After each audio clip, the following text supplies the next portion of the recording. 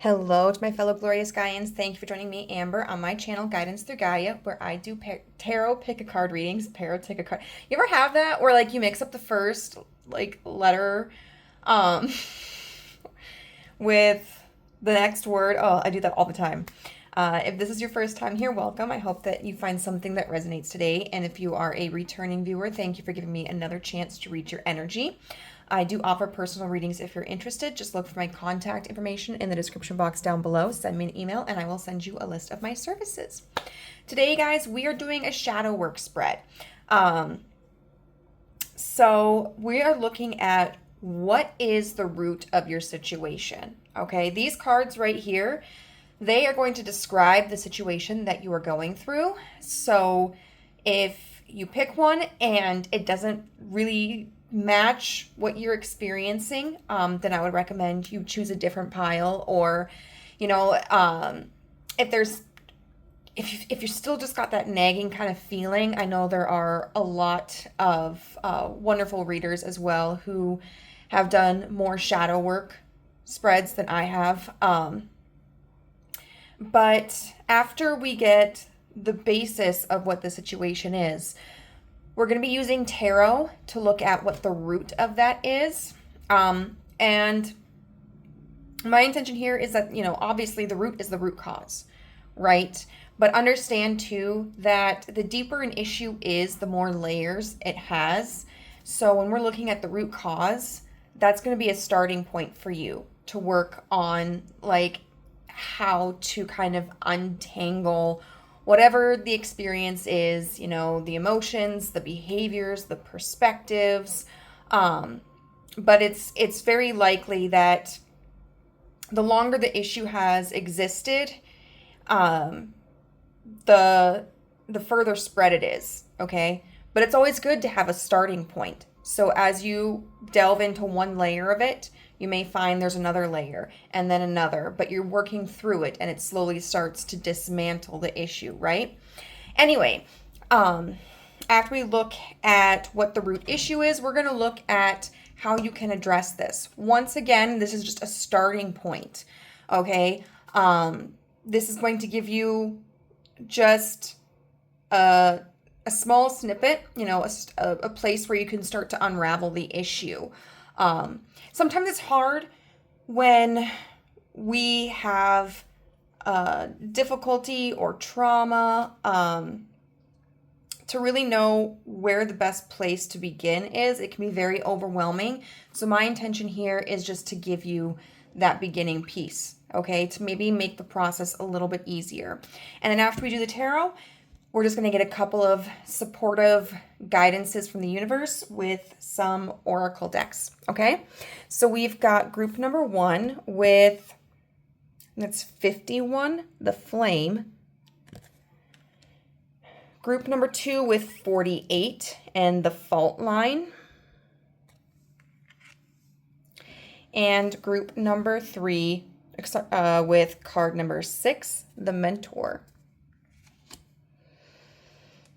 All right, you may have a message in more than one pile.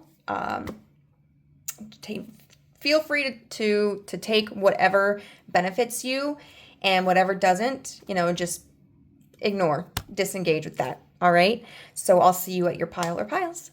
Bye. All right, group number 1, if you chose card 51 with the flame, this will be your reading about the situation and its root cause. As I said in the intro, the deeper a situation, the longer a situation has existed, the deeper the root goes and the more layers there are to unravel. But this is hopefully a reading that will give you a starting point, some clarity, so that whatever issue or struggle you are facing, you are able to start healing and unraveling and feeling more at peace, right? So let's take a look at the situation. We've got card number 5 with Leo and Shine in reverse. We've got Black Moon Lilith in Leo with Allow Your Light to Shine, card number 5. And we have 5, Effervescence, with Cultivate Love. Now, the synchronicities in these cards is crazy. We've got so many fives. We've got 51, 5, 5, and 5. And we have 2 cards representing Leo here. And what I'm seeing in this is that when we're looking at the flame, we're talking about life essence, okay? And the card talks about people who don't honor their own life essence can feel that flame go, and be blown out. You think of like a gas stove or a water heater and how they have those pilot lights. And when the pilot light goes out, you can't use the service. So there's a light within you, right? A passion within you, a life force within you, and it's just craving to be recognized. Leo is it's about courage. It's about the spotlight. It's about playfulness and childhood. And with both of these cards here, we've got one in reverse and one in upright. It's kind of like this tug and pull, this back and forth, this push and pull, where it's like you want to be recognized, but you also don't want to seem like too much. You could experience, because we talk about cultivating love, you could experience relationships of really any sort, romantic, familial, platonic, where it's like you feel ignored, and then sometimes you feel domineering. You haven't been able to find that balance, and there's this kind of like, it's almost screaming inner child wound, right? Like, recognize me, value me, honor me. You don't want to disempower other people, but sometimes it feels like you're competing against them. Maybe you've experienced at times where you have given so much and then other people haven't returned that, and it causes a sense of like resentment in you, or a feeling of insecurity. Maybe I wasn't giving enough. Maybe I wasn't giving the right way. Maybe I'm not of value. Or conversely, like, why don't they recognize how much I appreciate them, how much I value them? Like, why aren't they doing the same for me? And really, you're craving connection. You're craving human connection. You're craving to be valued, to be loved, to be seen. And it might be just within a specific relationship. It could be a pattern that you experience in a multitude of relationships. And I think it does also affect your own feeling of self-worth, right? Like, there's a part of you that recognizes, like, you have all of these beautiful aspects to you, but if other people aren't acknowledging them, and if they aren't valuing them in the way that you think that they should, then it's like, are you really perceiving yourself, your worth, your value, your effort as accurately as you thought you were? Or maybe you have a blind spot. There's a lot of doubt, a lot of sadness, some anger and resentment, all attached to this energy. You could have noticed that a lot of your relationships require you to like stifle yourself, minimize your needs, minimize your concerns, your wants. You may have also experienced that there ends up being a lot of aggression in your relationships, a lot of fighting, right? A lot of miscommunication, or just butting heads back and forth. So, I put my cards a little bit out of reach, so it was kind of hard to get them with that angle. I didn't say this in the intro, but I do want to take a quick peek as to how this is showing up in your life, how it's affecting your life. I feel like we did touch on that a little bit, but maybe there's some more clarity that we can gain. Stubborn cards.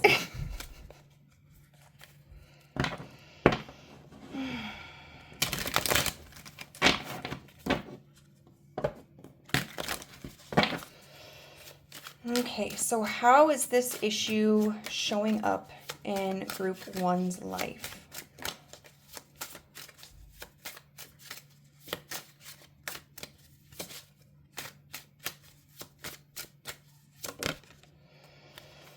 The Watcher, the Queen of Mirrors. There's a lot of emotions, right? And it's interesting that, the Queen of Mirrors is signified as the Watcher. It's kind of like you have this deep insight into yourself and into others, but it's almost like you can't do anything with it. And then we've got LP with the Star in reverse. Just this feeling of being left out. You have this input. You have this love, this care, this nurturing, this nourishment. But it's almost like it gets wasted, right? And like the Six of Spirals. So normally I would look at the Six of Spirals as being a very positive card. It's about victory. But when we're talking in the context of like being able to be seen and having harmonious relationships, the idea of victory seems a little counterproductive. Relationships should not be a competition. It shouldn't be about gaining someone's approval or besting somebody or proving our worth, right? Like that should almost come effortlessly when we find the right people, and when we have that confidence in ourselves. And so how this energy is showing up is it has put you into a mindset where being able to be seen is like a personal victory. And so it creates this competition in your relationships, and it might make you even competitive in the relationships. You might notice that if other people have successes, you try to maybe have what you would consider a more monumental success. Or if you and a loved one are getting into an argument, you feel like you have to prove your point all the time, or you have to show them how they were wrong. And so there's this feeling of like, I have to win, right? And that's not healthy for relationships. Let's see what the core of this is. What's the root of this issue? What's the root of this? We've got the Minstrel, King of Stones. So that could be a father figure or a masculine provider in your life, right? At one point or another. Somebody who laid the foundation for something. The King of Stones is somebody who is giving you the basics for success. We've got the Six of Scrolls in reverse. But there wasn't... It's kind of like your failures were always pointed out, right? Almost like nothing you did was ever good enough, or things never progressed in the connection. You were stuck in just the same patterns, group number one, whether this was like a romantic relationship, a father figure, an older brother, something of that sort. Because maybe the idea of like trying to get someone's attention, trying to get their approval, and it never left the harbor, right? One thing that I learned about my now deceased father's relationship with his father was that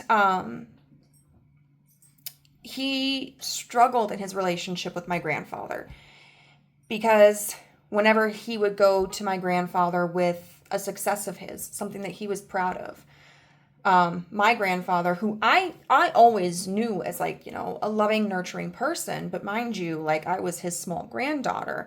I don't know what he was like as a father raising my father. But apparently he never really paid much mind to my father's successes. It was always just kind of like, well, that's what you should do, especially as a man, And so it's kind of like his achievements were never awarded. They were never recognized. They were never considered significant. And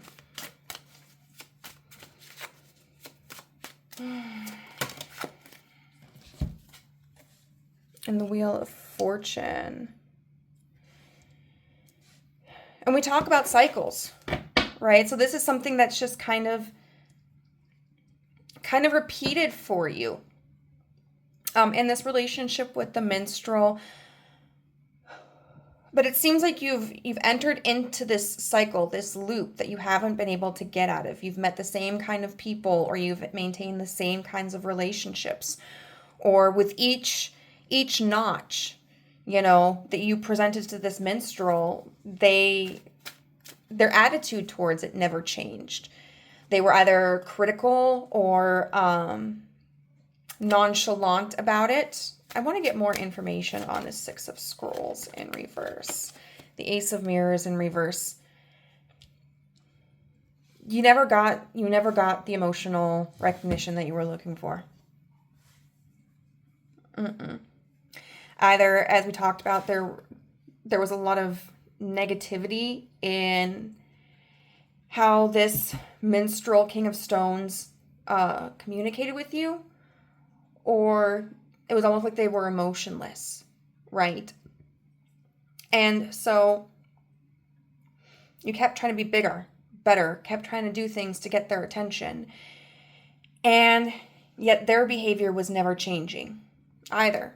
And so you've just kind of gotten into this cycle, and in your connections and your relationships, it's almost like revisiting this minstrel, right?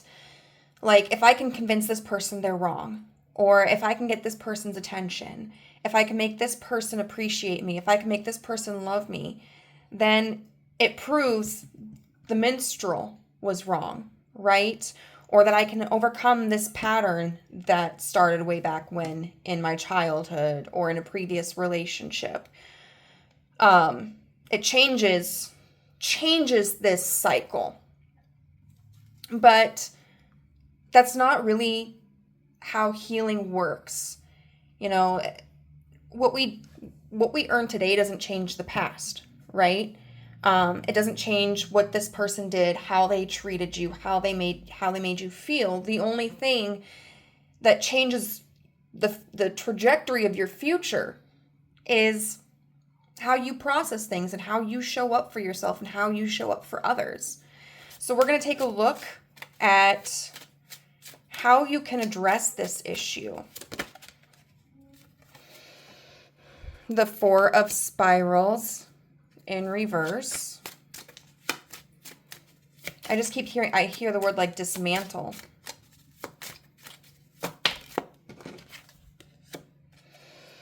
The Nine of Stones in reverse.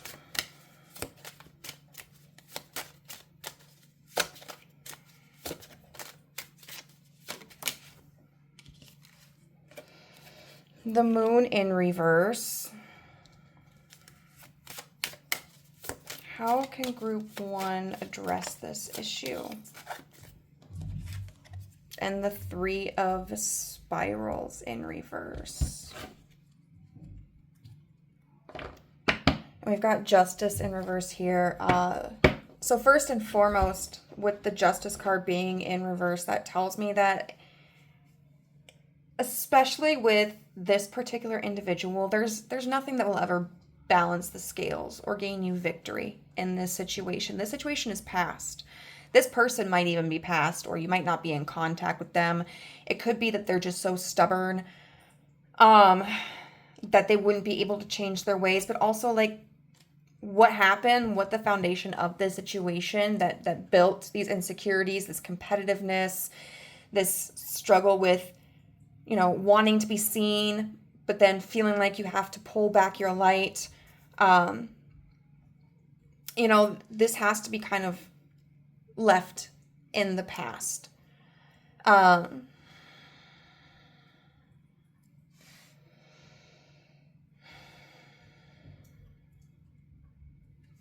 we've got the Four of Spirals in reverse.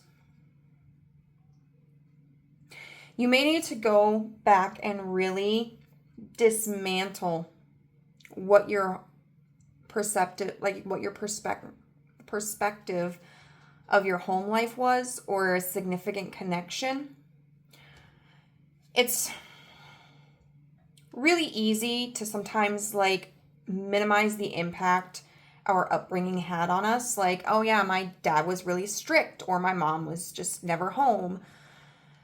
But how, or like, maybe like I was in foster care a lot. And we kind of just blow it off because like, we may feel like there's no use in reflecting on it, or sometimes it's just too painful, or maybe it's not that big of a deal. But it's really, I think, important for you to go back and truly understand what I am having such a hard time talking. What the family dynamics were, or what your home life was like, or if this is due to like maybe just a significant relationship, even in like your adulthood, because sometimes our behaviors can change if we've been through significantly traumatic or, significantly positive situations. I would say that if this doesn't relate to your family, this is probably a significantly traumatic experience. But understanding that whatever this origin is, it didn't give you the foundation, and it did not give you the resources to feel safe and secure in yourself, right?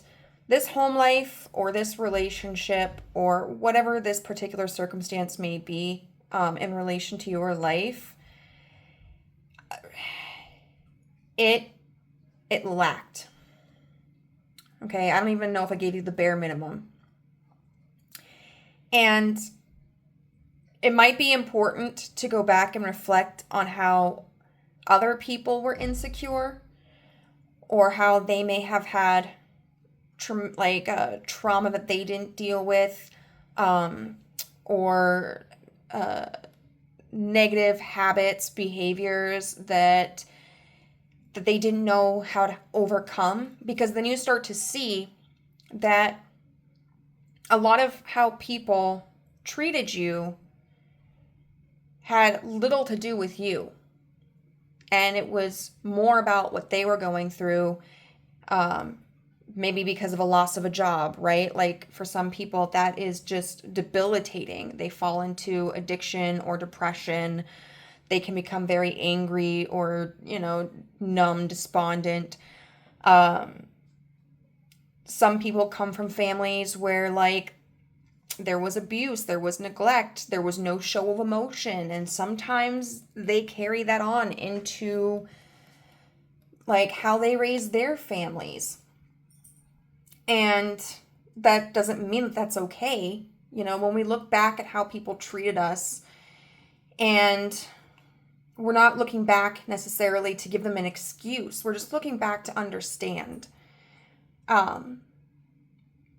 Because there are reasons for people's behaviors. They're not always good reasons, but there are reasons. And understanding those reasons, or even just accepting that like the way that they treated me wasn't because of anything that I did, and it does not demonstrate my worth. Even understanding that, if you can't understand what their reasons necessarily were, if you can understand that it has no bearing on your value, it's easier to let go.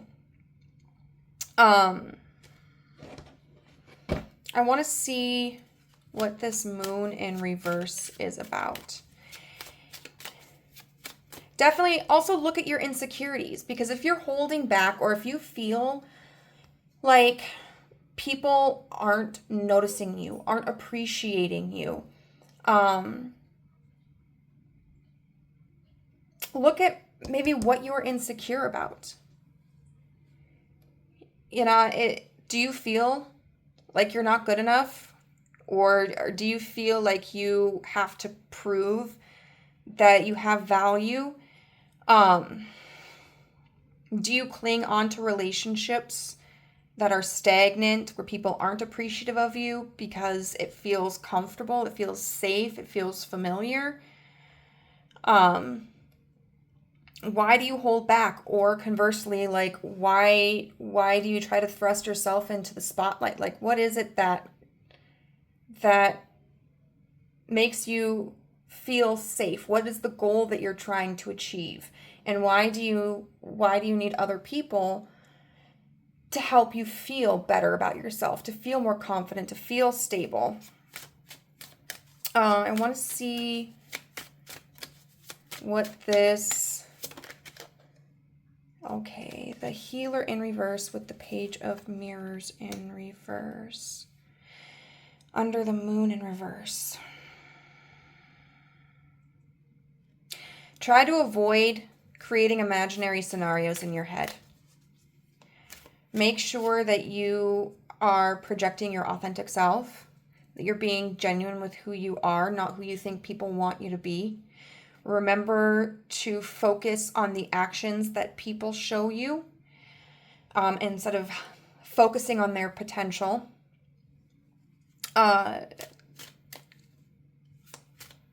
Take the blinders off. Group number one, just take the blinders off. And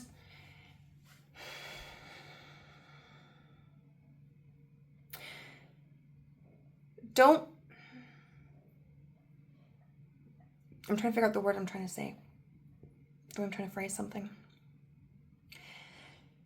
Don't try to emotionally appeal to people, right? Because we've got the healer, the Page of Mirrors. That's a water energy. You know, a page is somebody who is going on a new adventure.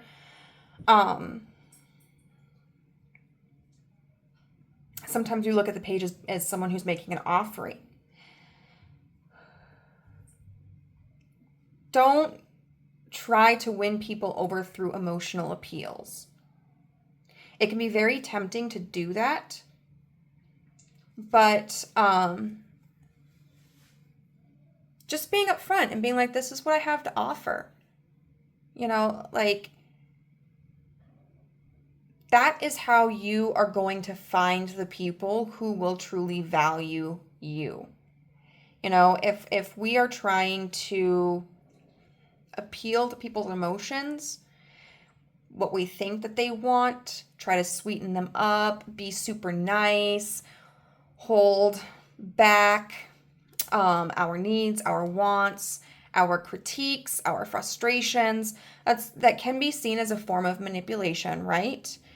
It's manipulating them and it's manipulating yourself.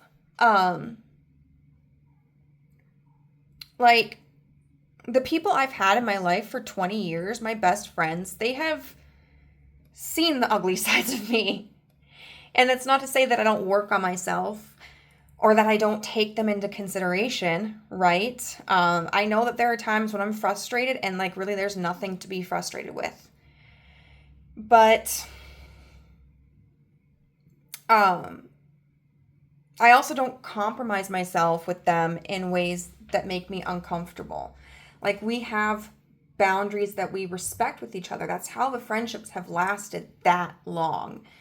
The relationships where I haven't done that, where I have been a people pleaser, where I have tried to mold myself into the desires of somebody else, where I have just tried to be super nice and, like, held back expressing things that I felt were frustrating, I was upset with, I didn't like. Those are the relationships that did not last, okay? And then the Three of Wands in reverse. Okay, the Ten of Mirrors in reverse. Don't try to expand with things that do not make you happy, things that don't fulfill you, okay? And I know sometimes it's hard because we're like, well, realistically, we're not going to get along with our friends or our lovers all the time, right? I'm not saying to, like, leave after an argument, or, you know, you find something that's annoying about somebody and you're like, oh, they're not perfect. Let's move on to the next. But this is just saying, like, do not try to expand relationships with people who don't take you into consideration, who aren't willing to make compromises with you, who make you feel small, who don't listen to you, who don't acknowledge you, who don't show you your value, okay? If you feel like you have to force someone to accept you and to love you, that means that person is not meant to be in your life. And so it's going to be very important for you to let those relationships go. The authentic connections are going to be the people who, yes, hold you accountable. They don't always agree with you. They don't always think that you're amazing, but they listen to you. They make space for you. They make time for you. They tell you how proud of you they are. They support you. They prioritize you. Don't force relationships with people who can't do that. Okay, so we're just going to get some oracle cards for some further advice.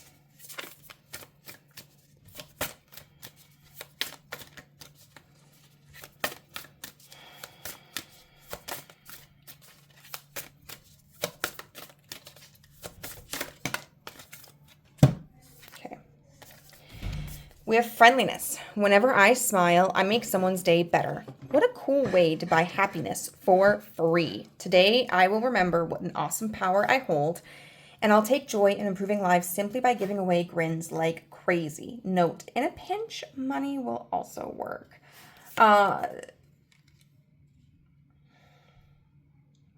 So yeah, like you should just enjoy relationships that make you feel good, right? Where you feel like there's a genuine connection and that people enjoy their time with you.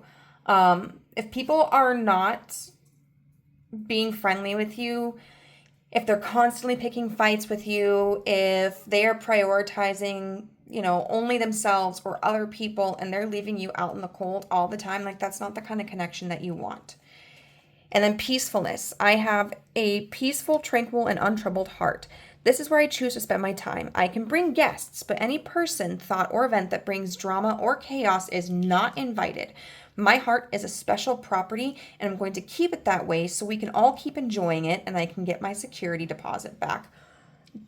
Bam. What were we talking about? People who just want to fight with you or who want to, minimize your importance in the connection and only prioritize themselves. People who make you feel down all the time, they're not the people that you need in your life. Group number 1. And finally, we'll get a card from the Animal Apothecary that can give us more action-oriented advice.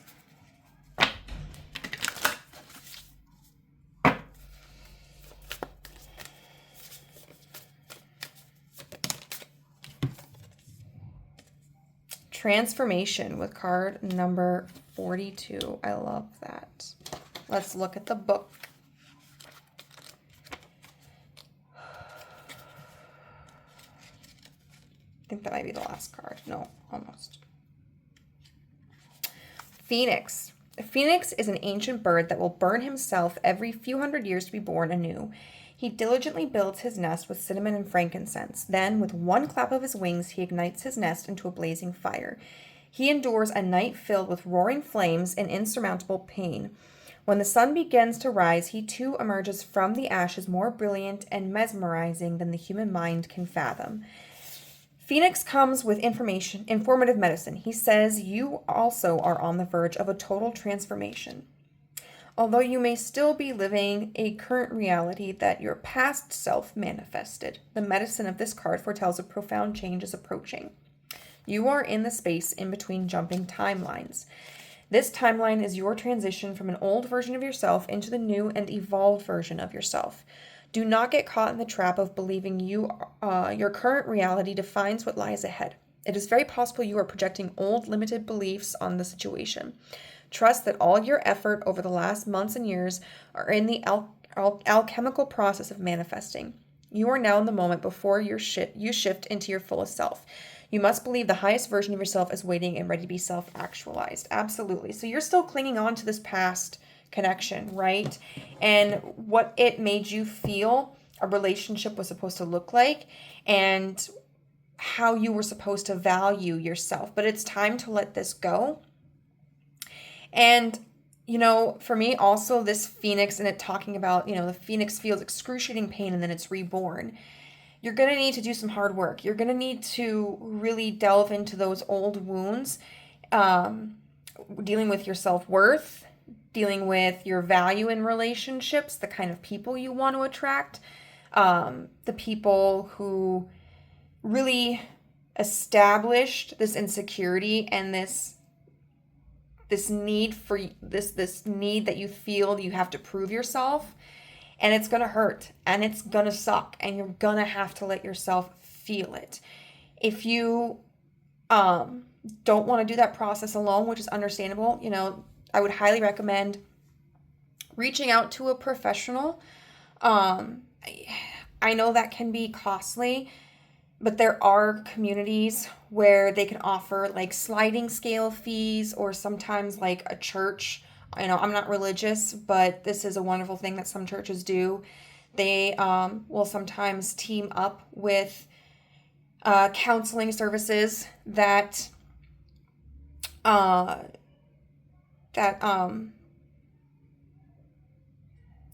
where they will cover the cost of somebody to receive that therapy. Like, I've utilized that service, and it was a secular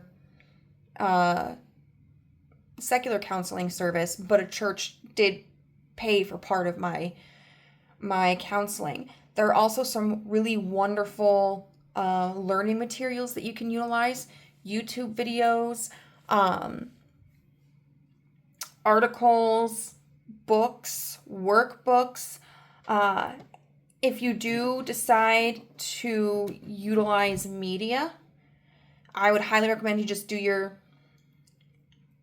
research, right? Anything that's, coming from like a professional doctor is more likely to be safe and informed. But even reading information from people who may not have degrees in like social work or psychology can at least offer a different perspective, right? And a lot of times they will have their own suggested reading lists or other videos you can watch to further your information, your ability to discover what you're struggling with and how to approach it. So there are a lot of amazing resources out there. Group number 1, that's where I'm going to leave you. If this reading resonated, please let me know how in the comment section down below. If you enjoyed the video, give it a thumbs up. And if you would like to be part of the family, hit the subscribe button and the notification bell so you know whenever I upload a new video. I do offer personal readings. Just send me an email. My email is listed in the description box down below, and I'll send you a list of my services. All right, bye. Hello, group number 2. You chose the card 49 with the fault line. So this will be a reading about the issue you're experiencing and the root of the issue. So as I mentioned in the intro, the longer an issue has endured, the more layers that it will encompass. So if this is a relatively new situation, the work may not require as much processing and unveiling and effort. If this is a long-standing issue, this could mean that we're just providing you a starting point, but that there may be further steps needed as you continue on the journey of unraveling the issues regarding this situation or the root of it and healing that. I said this toward the end of the first pile, but I'll say it in the beginning for your pile and the next pile, just to be more preemptive about it.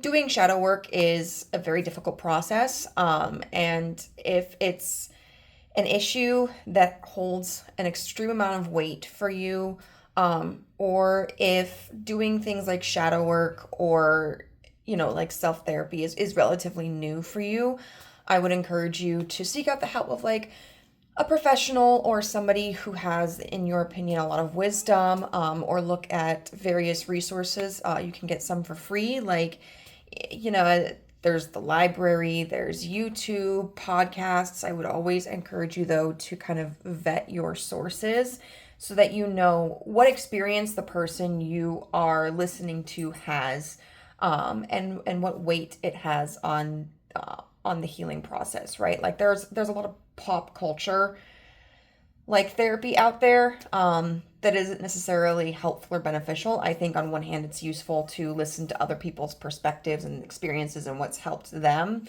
But also just be cautious. Everybody's healing journey does look different. And we want to make sure that you're doing what's best for you. So even a reading like this is just a starting point. Okay, this is just some place that's going to hopefully help give you an idea of where maybe like the biggest trigger is, or the most accessible step is. But you never have to do it alone, right? There are always resources and people that you can reach out to should you need assistance. But we're going to get into what the issue is here. We've got 49 with the fault line. We've got card number 56 with progression and journey in reverse. We've got card number 34 with dissolution, emotional clearing. And we've got card number 30 with serendipity and merge with the flow. I feel like there are a few scenarios that could apply to this energy group number 2. The first one that I received was of somebody who struggles to hold on to the weight of the circumstances they're undergoing, right? You may be somebody who is just kind of accustomed to leaving baggage in the past, leaving negative emotions in the past, leaving difficult relationships in the past, and simply moving forward in your life. I think if that's the case, like, something is wrong, that you should probably be paying more attention to what feelings you're having, how other people's actions or behaviors affect you, or how your behaviors affect other people. But I think it's just really, really hard for you to grasp it.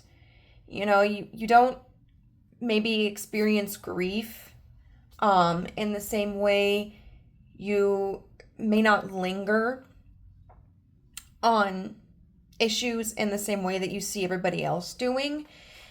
I will say there was a really interesting study that I learned about where they talked about the differences in like grief between people who are able to mentally visualize and people who are not able to mentally visualize, right? And they found that people who can't mentally visualize things have a harder time like recalling emotions in an experiential way, right? To give an example, there was a gentleman who talked about when his mother passed. Like, the grief in his family members lingered, like they were very visibly upset for a while and they ruminated on that. However, he wasn't able to do that. Like, he was sad when she passed. And when he saw pictures of her, he cried. He experienced those emotions. But when he wasn't confronted visually with the memory of her like that, it was, he didn't feel the weight of that grief. They've actually found that people who do not visualize, who cannot visualize, like they cannot see pictures in their head, actually are less likely to develop things like PTSD. It allows them to kind of let go of the pain, right? And so that could very well be something that you experience. If you're like, oh my God, yeah, Amber, I can't visualize things in my mind. Like, this just may be it. I don't know if really trying to delve into that grief, trying to learn how to experience that process would be of any benefit for you. I will say, you know, if it obstructs your relationships with people, and if it feels like, you know, you're moving on from fights, arguments, discontentments, frustrations, and like a partner or a friend or a family member is not, you know, if it seems like you don't carry the weight of that misalignment in the relationship while the partner is still holding on, you know, that could be something that we have an issue with, right? Because obviously there's something that hasn't been resolved for the other person, and maybe that's where you're finding the difficulty, where you're like, I just don't know how to hold on for the desire for closure or resolution. Like, when something's done, it's just kind of done. So it might be beneficial for you to kind of learn those techniques, right? But of course, like, I never want to make somebody feel like a victim if they don't feel like a victim. But if you resonate with not being able to visualize things in your mind, and we're talking here about not being able to, not really having that same attachment to struggles, or misalignments or grief or whatever, it might be beneficial for you to do some research about it. It could be very informative for you. Like, the brain is such a fascinating thing, and sometimes when we aren't experiencing things in the same way other people experience them, it can make us feel very isolated, and sometimes like we don't belong in a society. But there are reasons for why people are the way that they are, right? And sometimes it's environmental, sometimes it's biological, sometimes it's neurological. So maybe if that part of the reading resonated with you, that could be something you could look into so you could learn more about yourself. But overall, like, this could just manifest, as we talked about, just kind of feeling like you let go of situations too easily, almost. You don't really focus on what's cracking, why it's cracking, because the fault line is occurring because there's already damage to the foundation. You know, it's not something, you can't stick like caulk in here, paste or anything, and it'll be fine. Like, it's broken. Okay, and that disrupts the journey. Like, there's a disharmony here. And so one of the problems that you may be encountering is you just dissolve it too quickly. Out of sight, out of mind, you throw it out the bin. You move on to the next thing. You move on to the next emotion. You move on to the next relationship. You move into hibernation where you're just by yourself. Because you just may have this kind of feeling of like, whatever happens, happens. Right? As if maybe the fault line is divine guidance, that something just wasn't meant to be. You may be somebody who just kind of expects connections or experiences in life to come easily, and if they're not easy, then it just wasn't designed to fit your needs and to include you. The other issue we could be having here is someone who might be experiencing the opposite end of the spectrum, to an extent. Like, you might be somebody who feels like you get trapped in cycles where you don't, like, you feel like maybe there were triggers, right? Or maybe there were clues that a situation was not going to be profitable, that something wasn't going to turn out correctly, that there were red flags about a job or about a person, or something of that nature. And you might just be kind of going like, I don't understand how I keep missing these things. But you may also be in the habit of not taking those red flags or those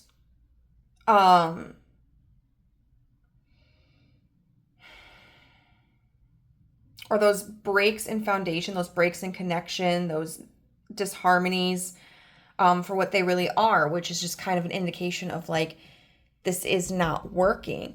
And you might just kind of ignore them, thinking like, well, the pain is the part of the process. right? Like, I'm just going to go with the flow. I'm going to see where this takes me. So an example I can give you of that in my own life is that with my previous relationship, you know, it was a very fast moving relationship. Like, and I'm old enough, I should know better, but I have a Libra Venus. I love love. You can't see me, but I'm flipping my hair back. That's in a ponytail I can't even reach. You know, I have some maturing to do in how I approach relationships. But it was one of those where it was like, it hit hard. Like, it seemed like it was a romance novel. Like, he just wanted to officialize, like, everything really quickly. We were thinking about, like, moving in together. But every time we started to get closer to making that happen, he moved. And, like, so he was a migrant worker. So the first time it was because he lost his job, right? So he had to, like, either find a new job within like 30 or 60 days in the States, or else he had to go back to South Africa. Second time was because the job he was at was really shady. Like, it was the first time that guy had been on the H-2A program, and like, he was doing kind of funny things with people's paychecks. My boyfriend at the time wasn't getting the hours that he wanted. And because, you know, when you're a migrant worker in the States, like, you're not really here just to, like, live paycheck to paycheck. You're here to build money, usually to take back home, or to build a reputation so that you can get your green card here. And then sometimes, like in my ex-boyfriend's case, like, you're sending money back home to people. Like, he was sending money to his mom. So, like, that US dollar goes really far. And it's not like being an American citizen where you're just kind of like, well, if I don't save shit in my bank account, like, it is what it is. So he went to another job where it was offering more hours and more profitable, and with a more reputable company, a company that had been around a long time. Mind you, both times he moved, I was supposed to go see him, and I'm sorry if this is TMI, but I was around my ovulation cycle both times, right? So that was really the universe trying to tell me, like, no, absolutely not. This is not going to work out. This is not for you. And I was just over here like, nope, it's mine. I want it. So you could just be kind of trying to take the red flags as like, well, that's part of life.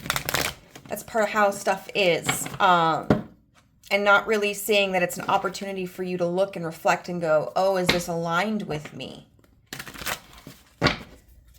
So I want to see kind of how this may be showing up in your life. We do have a couple of different scenarios, but we'll see if there's like a common denominator or whatever message comes out about how this is affecting your life right now.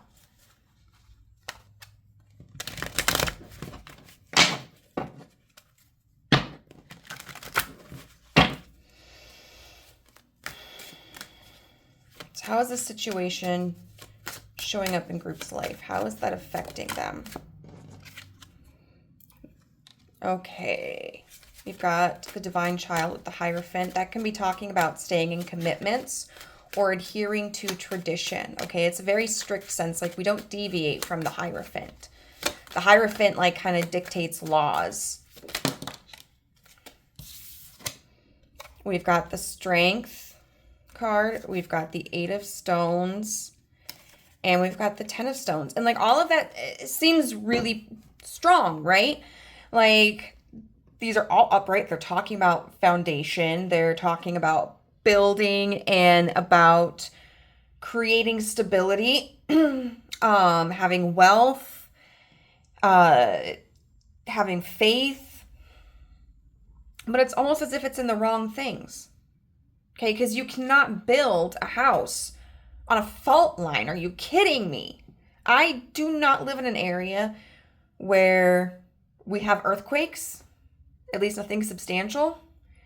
But I can imagine the damage that is done to a home that is built on a fault line. Okay. So it just kind of like, it's kind of like this repetitive cycle. You're keeping relationships, trying to strengthen relationships that are just going to fall apart.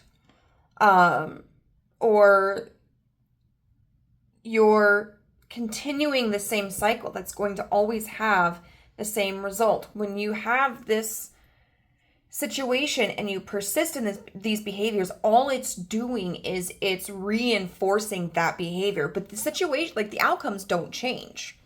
Okay? The outcomes always end up leaving you feeling confused or like you're on your own, right? Like you don't have much to show for it. Like there's always a threat of upheaval that you have to rebuild again. There's never any consistency, and it's just keeping you, like, this behavior is just kind of showing up and staying attached and in stubbornness and in tradition. And I just keep getting like building up all the wrong things. That's just what keeps coming to mind. So what can we see is the root of this issue? We have the Ace of Swords in reverse with the King of Stones in reverse.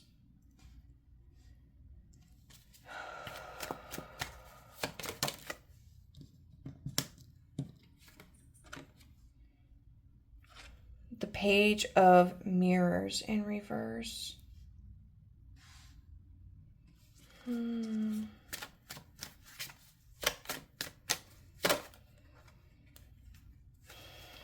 We're going to get some clarifiers for these.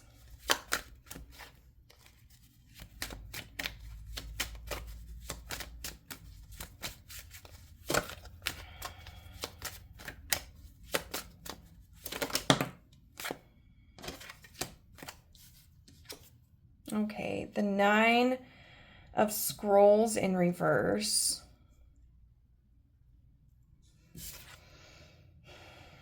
Clarifying the Ace of Swords in reverse. We've got the Minstrel in reverse, the King of Stones in reverse being clarified by the Mime, and the Page of Spirals upright. And the Four of Stones in reverse. Underneath the Page of Mirrors in reverse. So a lot of times when we are looking at court cards, they can represent significant people in our lives. So this could be representing parental figures. I feel like, first of all, the root of it is this idea of like we talked about, out of sight, out of mind. If you don't think about it, it's not a big deal. This feeling of needing to, almost like, for some of you, it's kind of like feeling as if someone told you that thinking about something, right? Thinking about the past, thinking about your worries, thinking about your concerns or your frustrations meant that you were holding on to it and that it was holding you back. And that can be true, but that's when we use it in the extreme, right? When we're holding on to it for too long. People have a tendency sometimes to think that negative emotions are bad, but they're not. They're absolutely not. They're there to encourage us, like they're there to alert us originally when something is wrong. A need of ours isn't being met, or there's a danger present, right? For some people, we become so adapted to those kinds of feelings that almost anything can set that alarm off. But that doesn't mean that we need to ignore every time we feel that way, right? If you're worried that you're just going to become somebody who's like a hypochondriac, you might be avoiding dealing with those bigger issues.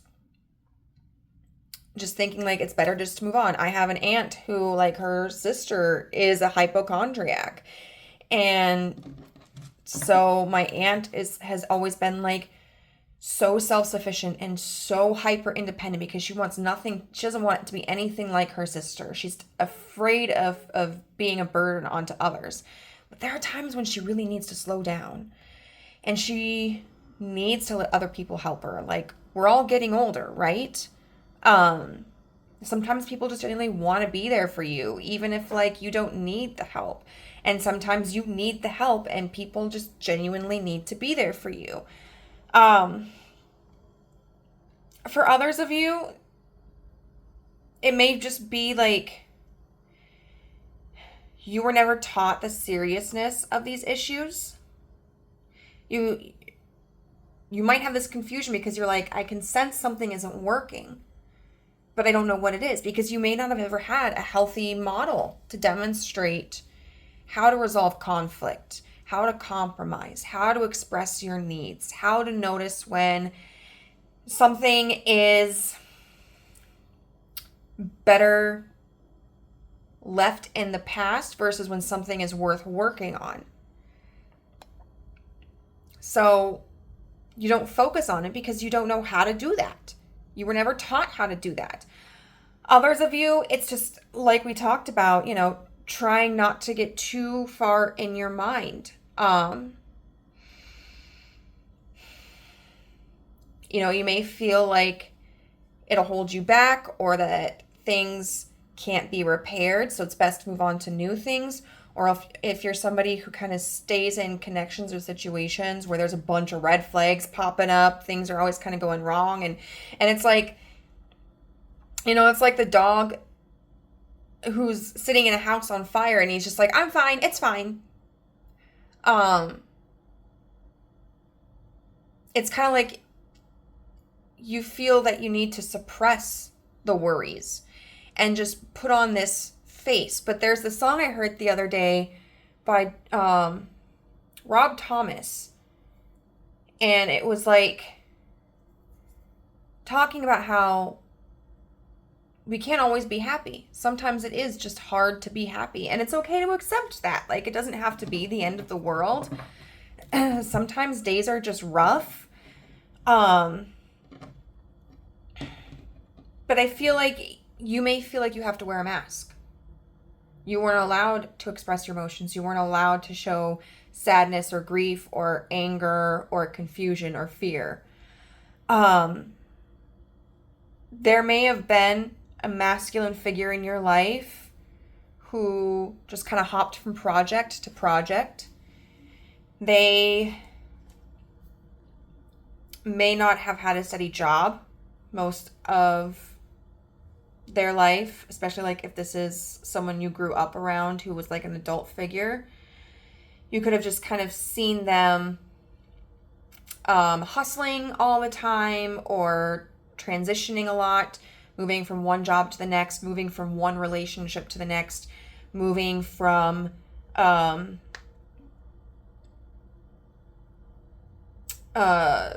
one home to the next. So there wasn't really a sense of stability. There was a lot of movement, okay, but there wasn't a lot of stability. Conversely, you may have had people who've come in who take a lot of action. They bring a lot of fire, they bring a lot of passion, but they don't offer that stability, right? And so you might be in the thought process of thinking like, oh, stability comes afterward. We find the people who ignite us, or we wait for the people who bring an excitement and fire and passion, and then like we build stability together. And so you might be in a period where you feel like you're waiting for that transition to happen, finding that person or having that occur in this connection. With the Page of Mirrors in reverse and the Four of Stones, could be that there was an absence of a mother figure in the home from a very young age. I mean, typically pages are quite young. So if the absence of a mother is something that affects you, I would expect that you probably didn't have this person around past your early years, like past your toddler years. Otherwise, it could just be that you felt you were kind of taught to suppress the insecurity of not having a foundation. Like, don't complain, right?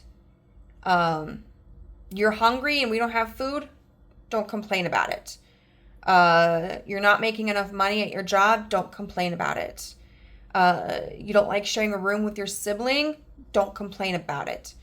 You don't have a lot of friends, don't complain about it. Kids are mean to you at school, don't complain about it. I just keep getting this feeling of like, do not complain. Kind of like you accept what you're given and you don't ask for anything else, because asking for anything else is almost like selfish, right? Wrong, but that could be what you were taught. So how can you address this? Okay, and like I said, this is a starting point. This is something to hopefully give your brain that little bit of itch where you're like, you know what? That makes sense. But this is kind of like a supplementary tool, okay? At the end of the day, like, you have to work through your issues, and it takes time, and it can be very painful, very difficult. You know, if you don't feel comfortable doing it on your own, definitely have a support system no matter what. But like I said, you know, there are an abundance of resources out there. Okay, this is just hopefully a stepping stone for you to be able to experience more satisfaction in your life by learning how to heal some of this.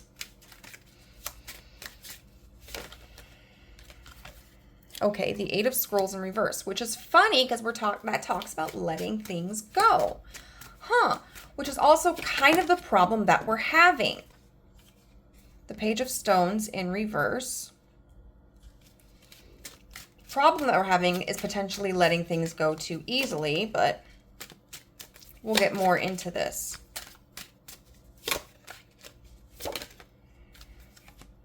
The Three of Stones in reverse.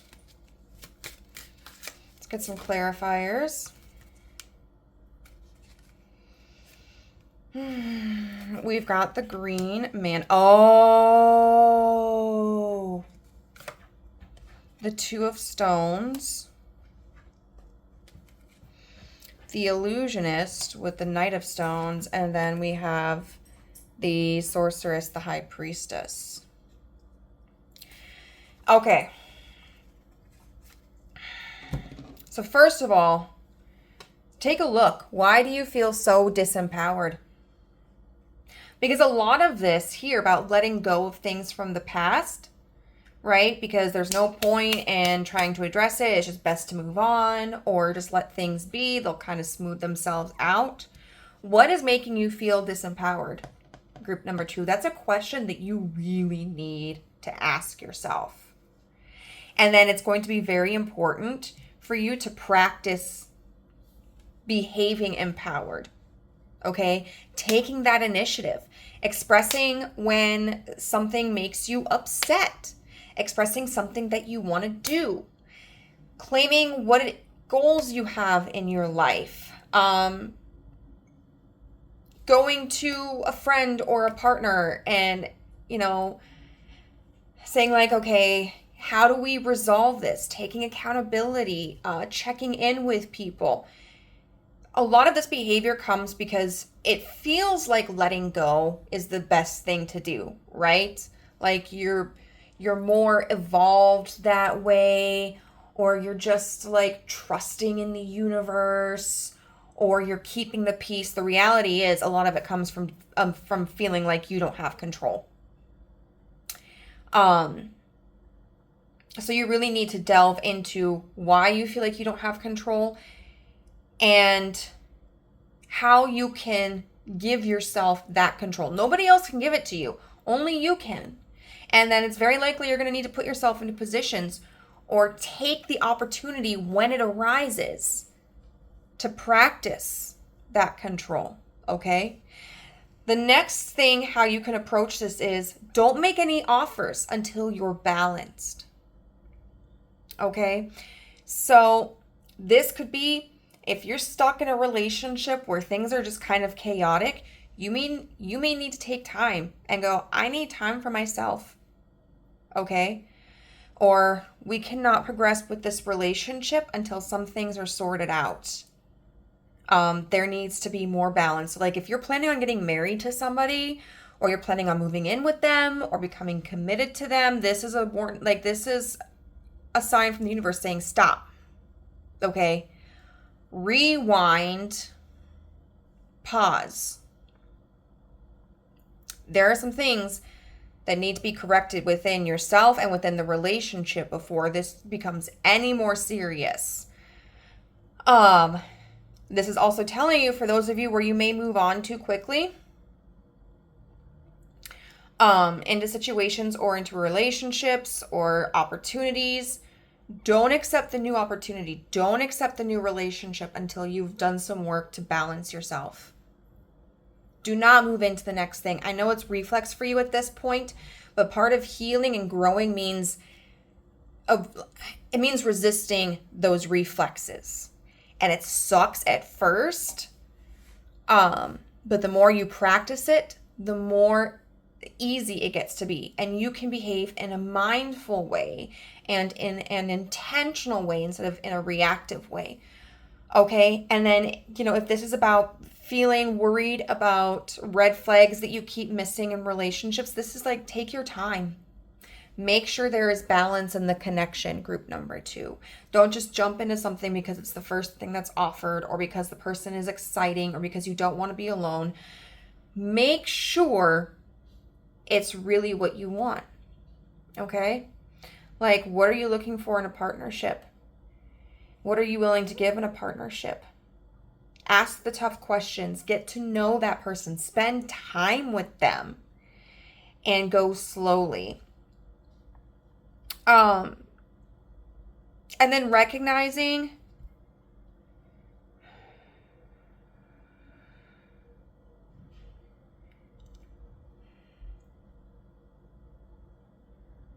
for some of you, this is going to be about recognizing that there are people in your life who cannot go with you, or situations that cannot continue to be a part of your life. And I know that's going to be a difficult message to hear, especially like when we're attached to people, or if you're on the other end of the message of this video where it's like you might be somebody who pushes things to the past way too easily, then you're like, well, you just told me not to move on to the next thing, and now this is the part of the message for people who are trying to force situations that are not working for them.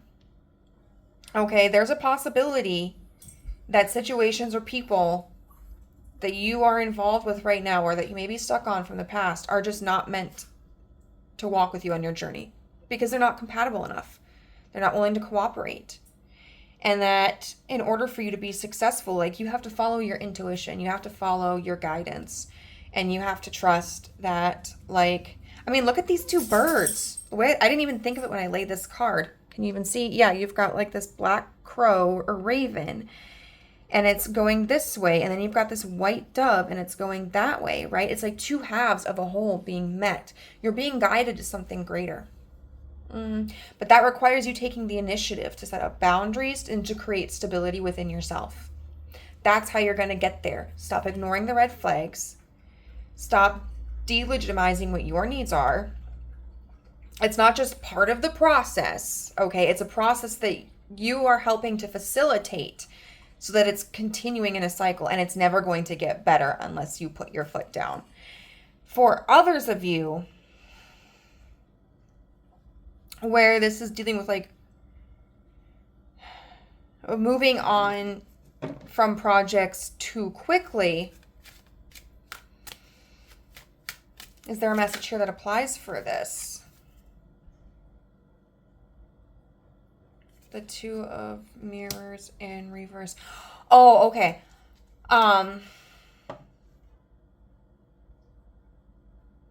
There's going to be for some of you, you may need to reflect on like past significant connections where that, like, this family dynamic that was established, right?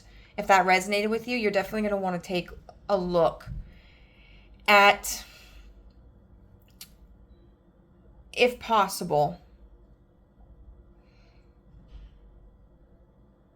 how their inability to work with you shaped you today, right? Find the deficits in that. What were you looking for as a child that you didn't get met as a need, and how is that translated into your behaviors as an adult? For others of you, it's going to require you to kind of look back on the lessons, and not just at face value, but deeply of the things that you've left behind. Okay, the people you've left behind, the projects you've left behind, and really dig deeply. Why did you leave it? What were alternative paths? Was something really not benefiting you, or were you just blind to the benefit that it had?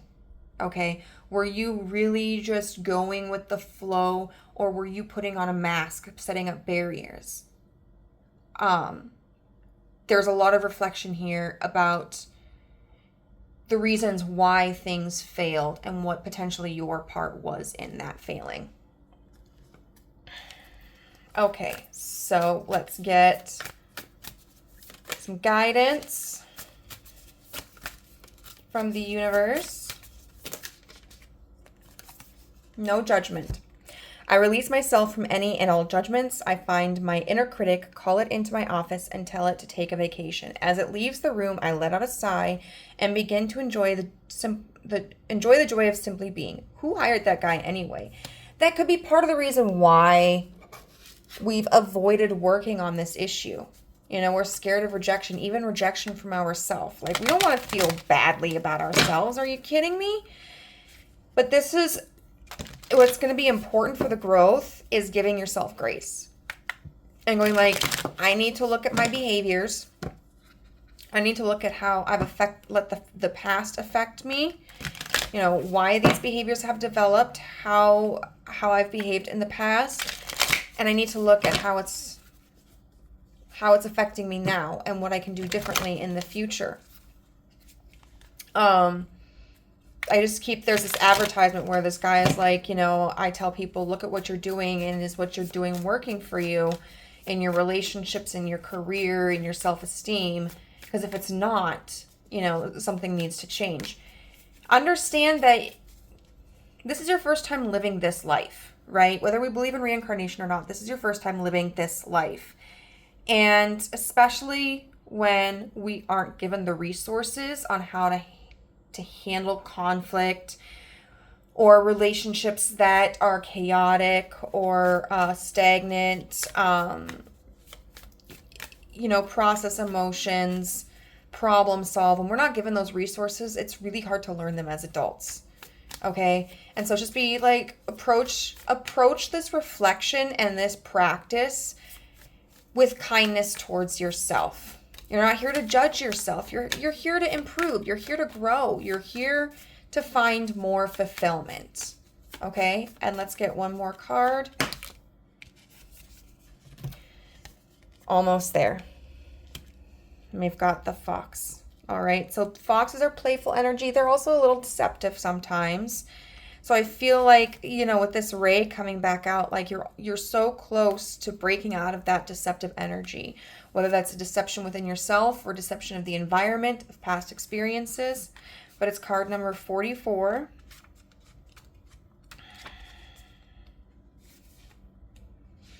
And it says, in the blossoming spring season, little fox frolicked and skipped in the wild woods. As he played, his attention was constantly drawn to a distant light. The light glimmered deep in the forest past the rumbling river. Although he couldn't quite make out what the light was, every bone in his body knew that it was meant for him, and his soul would spark with joy when he saw it. It was as if the light were a magnet calling out to him. But whenever Little Fox ventured toward the light, he was always abruptly stopped by the roaring river before him. Little Fox would fall into despair, for he could not unite with the light that called him. Time went on, and spring became summer. Little Fox would continue to catch glimpses of the light. Still filled with excitement and longing to unite with his beloved light, he would regularly attempt to reach it, only to again be blocked by the roaring river. More time passed, and as autumn approached, Little Fox grew and learned many lessons, yet he was still faced with an unquenchable thirst for the light. Little Fox became distraught and angry toward life. He often cried out in sharp howls, forsaking life for presenting him the beauty of the light without allowing him to embrace it. He grew mistrustful that life did not have his best interests in mind and increasingly became hardened and jaded. Autumn transformed into winter. By this point, Little Fox was Big Fox, but his heart was broken, for the only thing he ever longed deeply for was out of his reach. Big Fox gave up.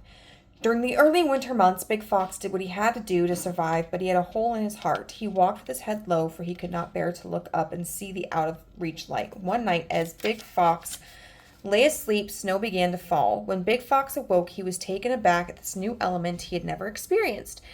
As he started his day, he saw a gaggle of geese standing on the river in the distance. Completely perplexed at how they were not standing on water, he approached the river with caution. He had learned through all his seasons of life that he must be careful and cautious. As he put his paw on the water, he found it to be hard and sturdy. He gasped and thought, could it be? Could this be the path to my light? Big Fox carefully crossed the hard water with deep awareness. He listened for the cracks and creaks in the hard water and scanned the sky for hawk approaching. As he crossed the river with extreme care, it dawned on him that if he were Little Fox, he would have run boldly across the hard water without a care in the world and could have been hurt or even killed. A shower of epiphanies began to rain on him. He realized that he had to go through all the seasons and learn all the lessons to be prepared to walk toward the light destined for him. As Big Fox finally crossed the great river, he thanked Mother Earth and Father Sky and understood that he had to wait to gain the wisdom that prepared him for crossing the great river. If there is something you yearn for in your heart and have been trying to achieve with little to no success, this is a profound confirmation that it is approaching. Be patient. There is wisdom in the waiting. This is the preparation time. You are gaining what you need to unite fully with what your heart desires. Endure, endure, endure. Yeah, absolutely. Give yourself grace. Understand that this growth didn't come earlier because you just didn't have the resources earlier. But part about living is we can gain experiences from other people, media that we take in, just maturing as adults, and you're building up. As long as you choose to accept the lessons, you are building up your ability to overcome this. Okay? And that's beautiful. So group number 2, I hope that this reading resonated with you. If it did, please let me know how in the comment section down below. If you enjoyed the video, give it a thumbs up. And if you would like to be a part of the family and haven't done so, hit the subscribe button and the notification bell so you know whenever I upload a new video. I also offer private readings. Just find my contact information in the description box down below. Send me an email and I'll send you a list of my services. Bye. Group number 3. If you chose card number 6 with the Mentor, then this will be your reading all about the issue and the root cause of that issue. As I mentioned in the intro, this is just meant to be like a starting point. The less frequent an issue has persisted, the easier it can be to manage. However, if an issue has been long-standing, there's going to be a lot of layers that we need to unravel in order to heal it appropriately. This reading is simply meant to be a guide towards finding the most prominent wound of this issue and how to address it, or the easiest way to start that journey for you. But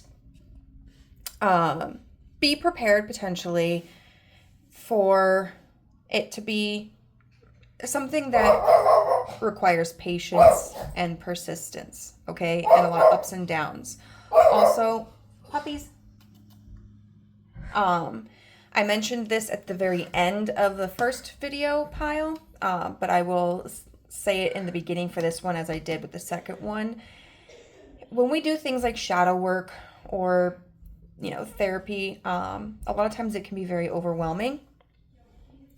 And if you feel that you need support, absolutely reach out to somebody at any point in time. There are resources that make receiving therapy from a licensed professional easier and more accessible. There is also an abundance of resources out there in the form of media, right? Like there are books, there are podcasts, YouTube channels. I would just highly recommend that you vet the sources that you are using to see how they've gained their experience and their knowledge, making sure that it's credible. There is a lot of pop culture therapy and psychology out there, and that's not necessarily beneficial to you. In fact, at times it can be harmful. Although, you know, people who maybe not necessarily be licensed in these areas can still offer very insightful perspectives, right, and techniques, because we're all different from each other. One form of therapy may not work for another, for one person, but it may work for another individual. And sometimes when we learn about the struggles and experiences of somebody who shares a common situation with us, whether it's, you know, a lifestyle, a behavioral pattern, an insecurity, an upbringing, sometimes they can bring like a very refreshing perspective that allows our own horizons to expand. Just use your best discernment, be cautious, and do what is in your best interest, okay? So we're going to start by looking at what the issue is. We have, like we said, this card number 6 with the mentor. We have, okay. We got 45, I'll get to that in a second. 45 with 7th house and relationship in reverse. We have card number 28 with Saturn, age, reality, and discipline. And we have card number 36 with Witch, and the magic you seek is inside of you. Let it flow.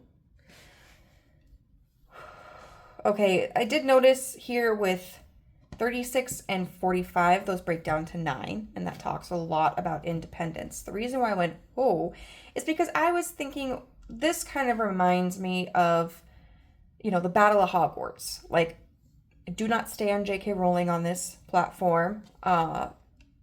She has just become somebody that I cannot support.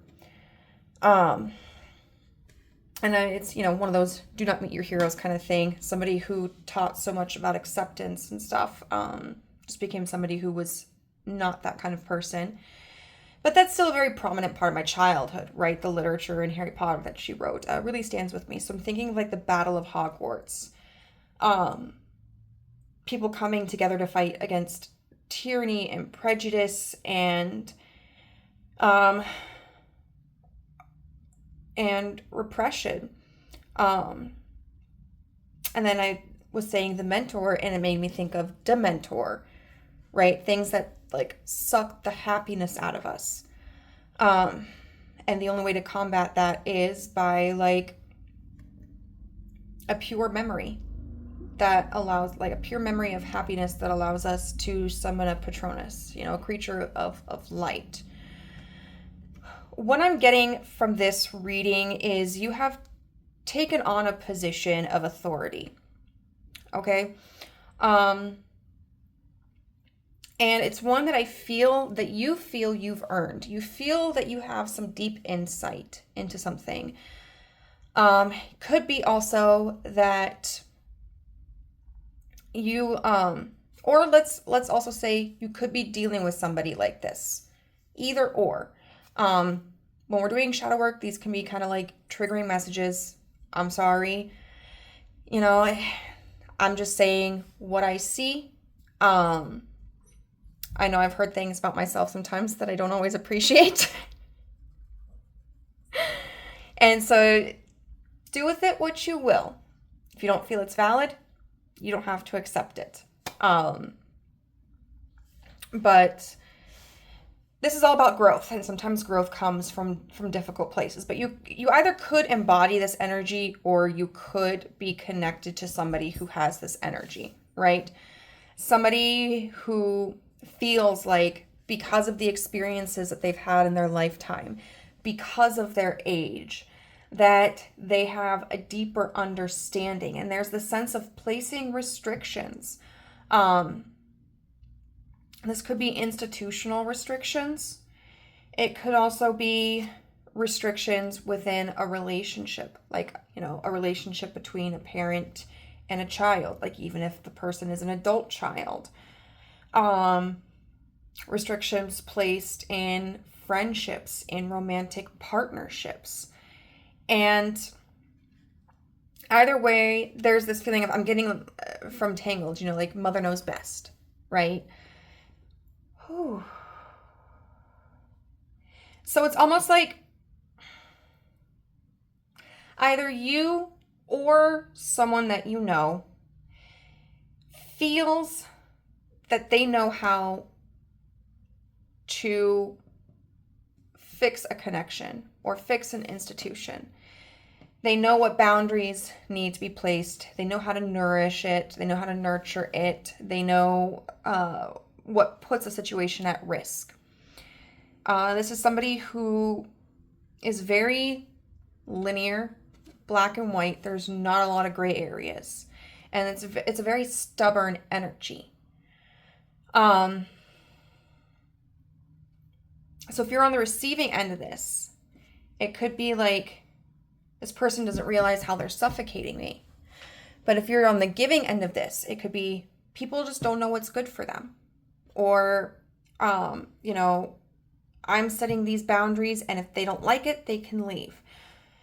Which can be beneficial, but it depends on the boundaries that we're placing, right? Like, are they reasonable or unreasonable? And if you're in the giving part of this, if this is your energy, of course you're going to think that the boundaries are reasonable. But clearly there's disharmony in a relationship, right? And so then why is there disharmony? Is it really just because the other person doesn't understand? Is it really because they just don't care? Or is there something more to what's causing this rift here? This is a situation where there's a lot of suffocation. There's a lot of ego involved, a lot of limitations placed. And it's very, very stifling.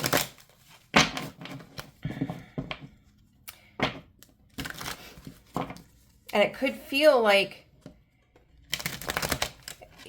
if things aren't followed according to this energy, then there needs to be repercussions. If you're the person who is giving this energy, you may feel like at times, you need to hold people what you would call accountable. But is it really accountability? Or is it a punishment? If you are in the receiving end of this energy, you could feel like you don't meet these expectations and you're being punished.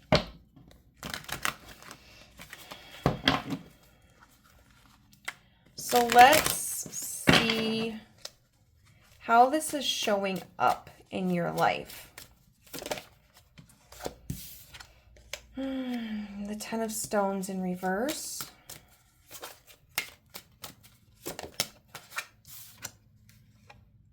The Four of Spirals in reverse. Okay. The Eight of Spirals. The Page of Mirrors in reverse. And the Eight of Scrolls in reverse. So how this is showing up in your life, first of all, it feels like there's something that's not taking off. There's a relationship that can never find common ground.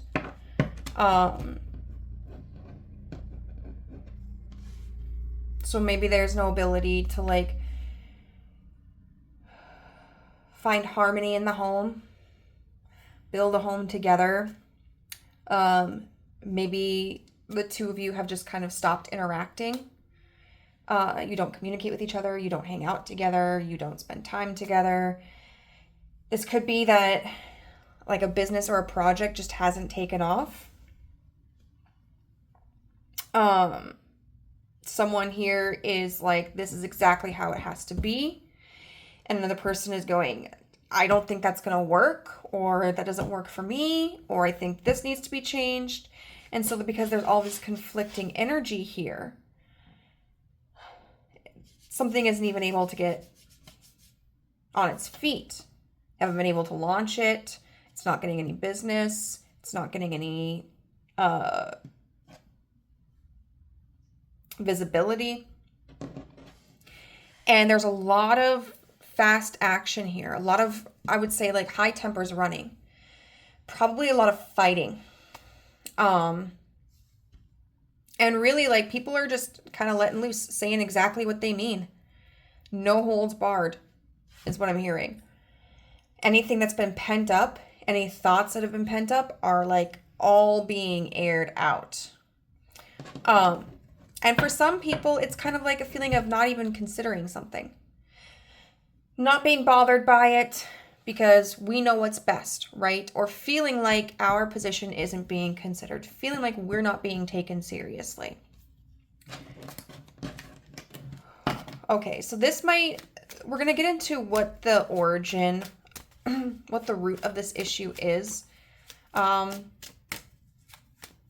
It looks like we have a situation that could be very specific. It also looks like a situation where it could be very generalized, just depending on what you identify with here. We've got the 7 of Spirals.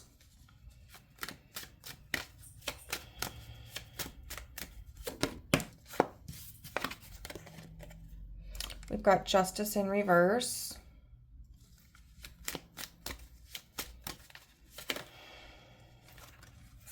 We've got Temperance in reverse. We've got a lot of major arcana here. Wow. We've got the Hierophant. We've got the 2 of Mirrors in reverse. And we've got the Chariot.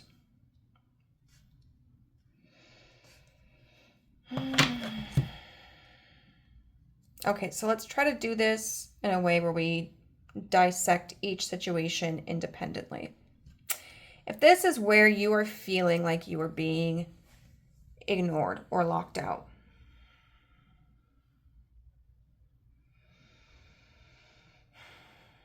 I would say you could have very well, like, the keys, you could have, like, had the keys taken back from you, the locks changed, right? Somebody could have blocked you. Somebody could have written you off the lease or the title or whatever. Somebody is also being just very protective about what it is that they've established. Could be that the business that they've established. They're not willing to budge on what that business platform looks like. It could also be what they feel is necessary in a relationship, right? Like they've created this vision of what a relationship looks like, what the demands are, what the needs are, and they're not willing to see a perspective on it. I think both of you, regardless, if this is like a more specific situation, just really both have your defenses up. You're both on opposite ends of the spectrum, and you're not meeting in the middle.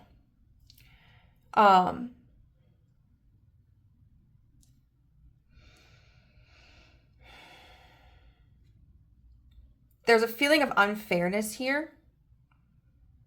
Like it's been an emotional attack, right?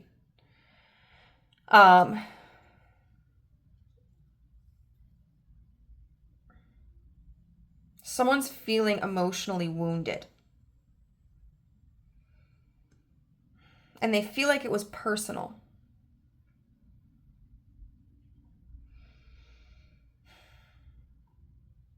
This could be residual energy that you're carrying over from a different circumstance in this connection or this situation, or from previous circumstances or situations or people that you've dealt with in the past. And so it could be that you are preemptively igniting those feelings of betrayal.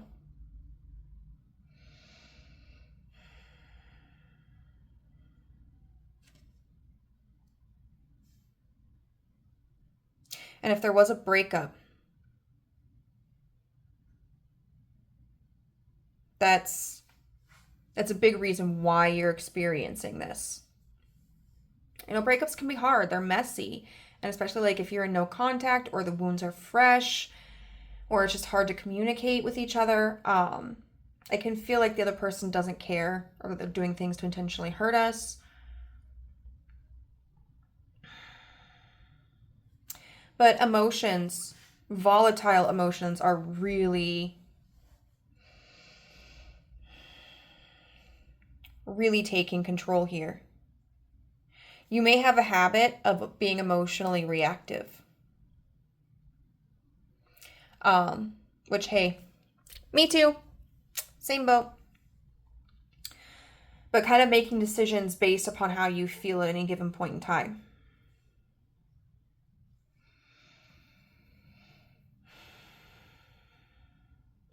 Or this other person could have behaved in this way. I think overall, you may be, the core of the situation may be that there's impulsivity. A propensity, is it propensity? The habit of being impulsive, right? And it's very hard to unlearn that when that's how we've been navigating.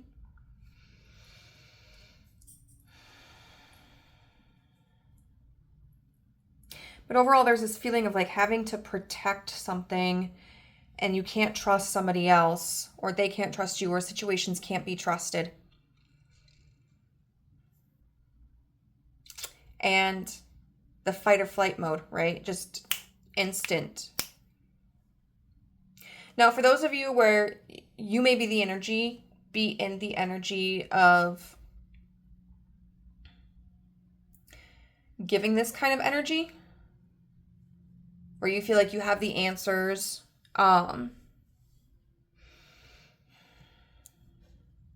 there's a feeling here of wanting to protect something.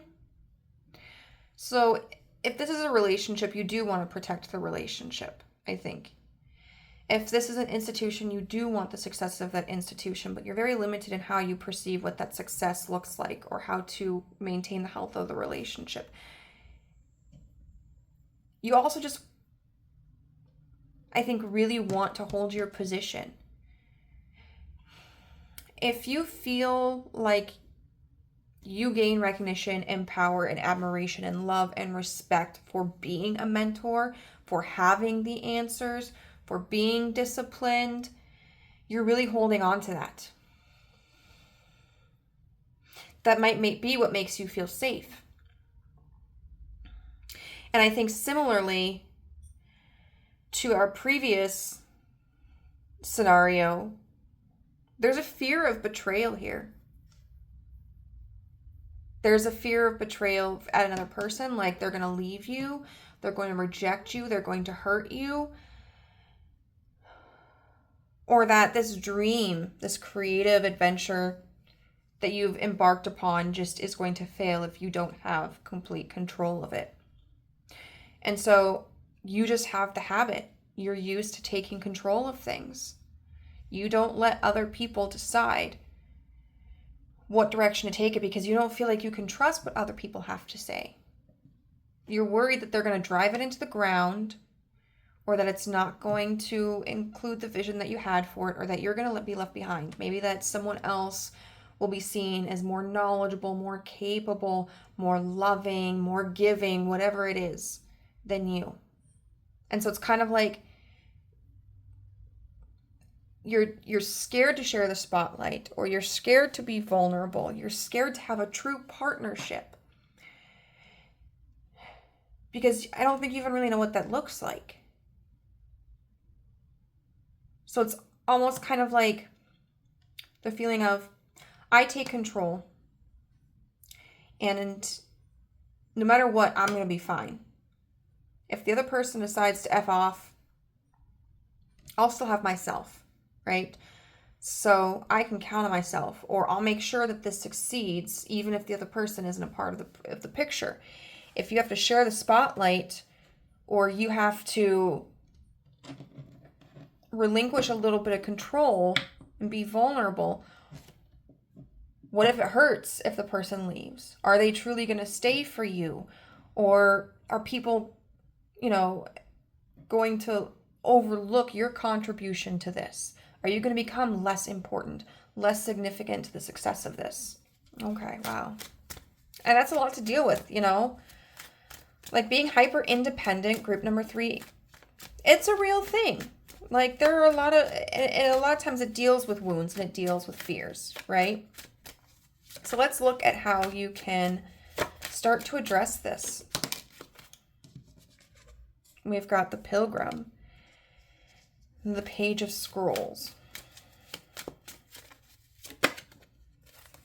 We've got the Mirror, the Six of Mirrors, excuse me. Six of Cups. We've got the Hermit in reverse, which is interesting because we have the Witch here. The magic you seek is inside of you, which a lot of times is kind of like what the Hermit upright is talking about, looking for that magic inside of you, looking for that inner knowledge. Let's get some clarifiers. We've got the Watcher with the Queen of Mirrors in reverse.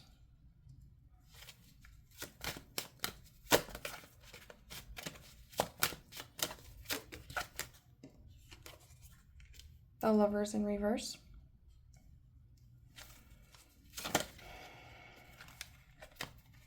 That's way too many, I'm sorry.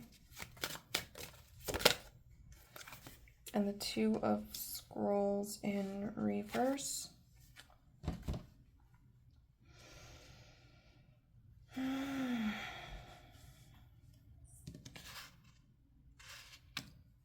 Got the Page of Scrolls, the Pilgrim. I think,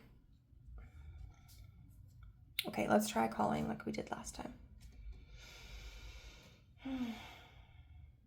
Advice for people who feel like they're on the receiving end of this. Or they're being restricted.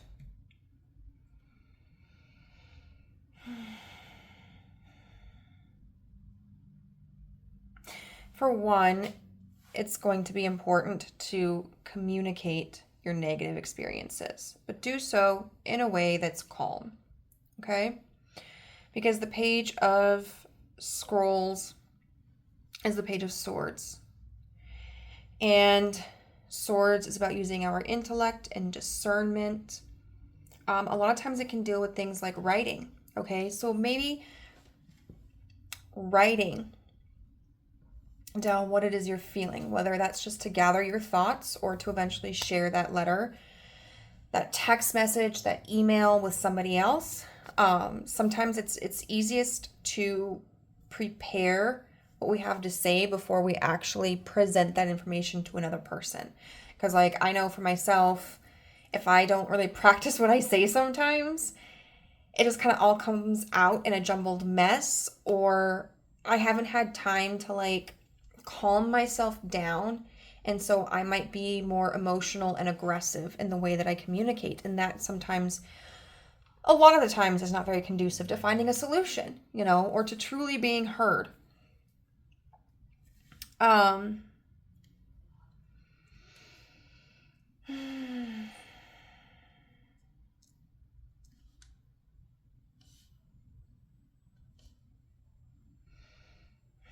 And the Pilgrim talks about taking a journey.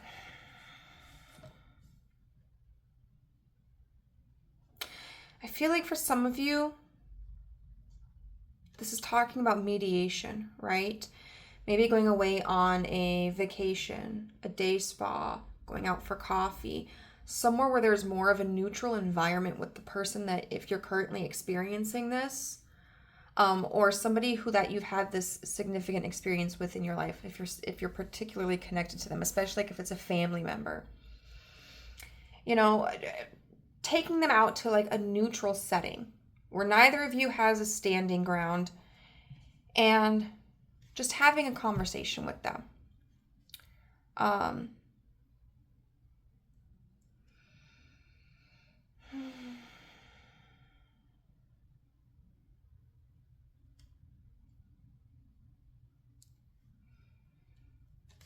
Reconnecting.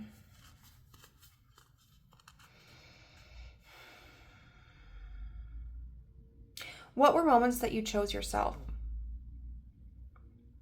Group number 3, if you feel like you're in this energy, what were moments that you chose yourself, and how did it make you feel? Because the Lovers in reverse can talk about separation, can talk about choosing to end a connection in pursuit of higher knowledge, or a more advantageous path. And the Six of Cups can talk about reflection of our past. You know, going back into previous relationships or feelings, emotions. So what were times that you chose yourself? What were times that you stood up for yourself? If this is about a particular circumstance, I'll give you an example from my own life, okay? The last guy I dated, he had a very difficult time understanding my perspective. Okay? He was very caught up in situations from his own mind frame and how they affected him. And so one thing that I had discovered that really allowed me to better be able to get across my point of view was taking the situation that I was feeling upset about and then spinning it so he was in the position that I was in. You know, we were a long distance relationship and the communication had just really gotten intermittent. It was mostly like, good morning, I love you, I miss you, good night. And that was really frustrating for me, especially since he was in a situation where he was supposed to be working fewer hours than what he had been at the last job. And his response was always like, baby, we're not doing anything bad. I'm just going out with the guys. Like, there were a couple of younger guys that were on the farm that he would hang out with. They were both from South Africa and like really chill, nice guys, whatever. He's like, we're just going out for some drinks and we're not doing anything bad. Like, you know, I'm just going out. And I said, the way that I spun it to where he finally understood it was, well, how would you feel if I told you that? Would that make you content? Like, if you were hearing less and less from me and it was upsetting you that I wasn't talking to you as much and you came to me with that and all I said was, well, baby, I'm just going out with my friends. Like, we're not doing anything bad. Relax. I said, would that make you feel any better? Would you be okay with that? And he stopped and he was like, no. So in communicating with this person, if it is a specific person or somebody that you kind of need to revisit to heal some of this past frustration, it would be beneficial to look at the ways that you've communicated with them in the past that have assisted in getting your point across. Not everybody, communication doesn't look the same for everybody, and receiving a message does not look the same for everybody. And, you know, in a perfect world, we would be able just to explain what we mean and how we feel, and somebody else would be able to accept that and understand that. Sometimes that's not the way that a conversation works. And so if you can remember instances where what you said made an impact on somebody and how you said that or what you did, that could potentially assist in soothing this connection and making you feel more heard. It can also be that, you know, you need to look at times when you chose yourself, right? If you're not feeling heard in this situation, if you're feeling rejected, if you're feeling ignored, or you're feeling like someone's always putting you down, how did you gain your power back in this situation? How can you do that now? Because focusing on it this much might indicate that there's, like, you may still be kind of dimming yourself or trying to force something that isn't going to work. And so you may need to reflect on times when you stood in your own power and when you walked away and you took your power back.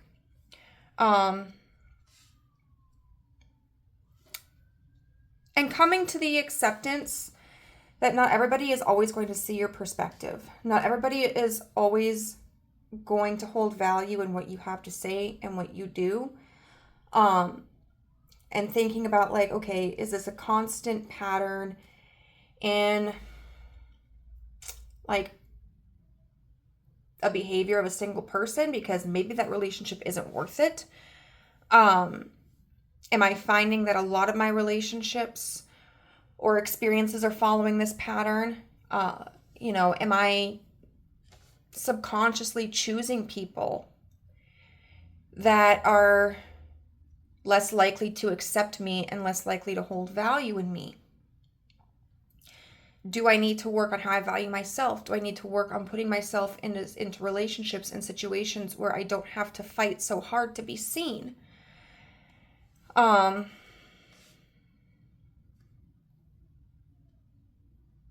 If there's a lot of resentment between you and somebody from the past, especially like if it's a friend, maybe an ex-lover or a parent especially, it could be beneficial to go back to them and just ask them, like, why did this happen? There may have been enough time for them to process and heal things that they can approach the situation respectfully and honestly, and give you more clarity. It could also be that maybe there's just never been a chance to talk about it, you know? You might find more information that gives you a better understanding and gives you closure, or could potentially lead to a resolution in the situation. If this is about a current person, it might be worth just letting them talk. Because maybe, like I said, delving into like, why do you feel like it has to be this way? What perspective are you coming from? What's your goal? Maybe the two of you have been just so focused on the superficial steps that you haven't really delved into the deeper issues. And so better understanding where each other comes from could help you come to a more harmonious resolution. If this is a situation where you're giving this energy,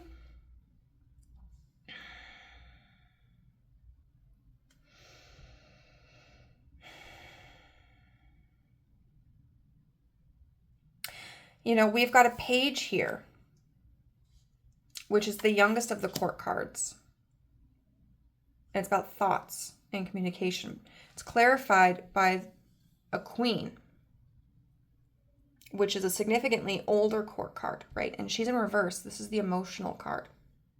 It might be important for you to humble yourself, experience those negative emotions. If you feel like, oh my God, this is going to fail if I don't let it go, if I don't, go through it correctly, or if I don't control the situation, they're just going to leave me. Relinquish a little bit of that control and see what happens. Observe. Don't react. And also go back and look at, why are you afraid of relinquishing control? What situations, where have you been vulnerable in situations where it reinforced the idea that you can't be vulnerable? But then think about times where you have been vulnerable and where it's worked out for you. People have been understanding.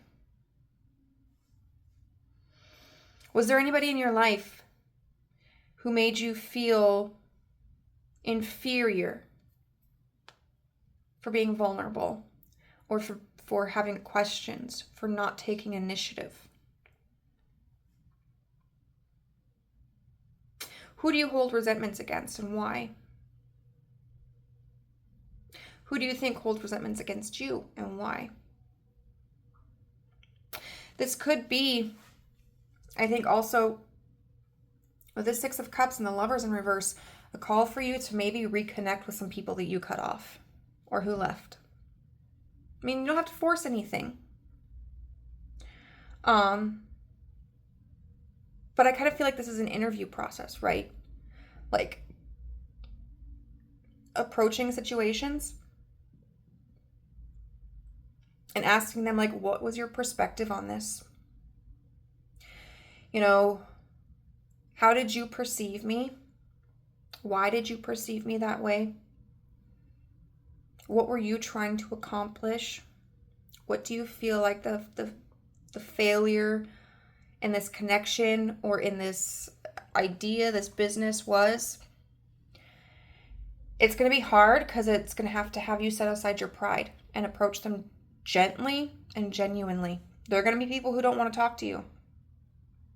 Don't push them. But there are going to be people who are very receptive to you. Okay? And this isn't about making you feel bad about yourself. It's about providing an opportunity to understand other people's perspectives more and how our actions are affecting other people. Okay? And maybe it gives you a chance to offer some insight into what your intention was. And, maybe relieve some stress between the two of you.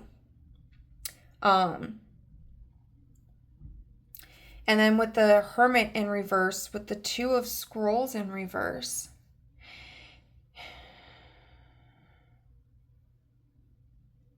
I would say explore new ideas. Explore avenues you don't know anything about. Maybe let somebody else take charge for a minute.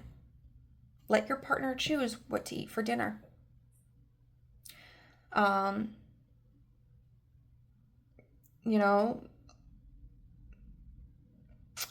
Let your family member choose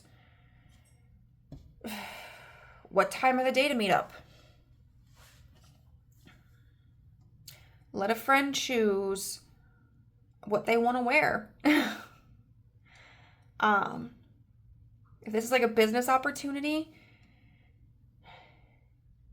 give a little bit of freedom to your business partner. What font should we use for the flyer? Okay.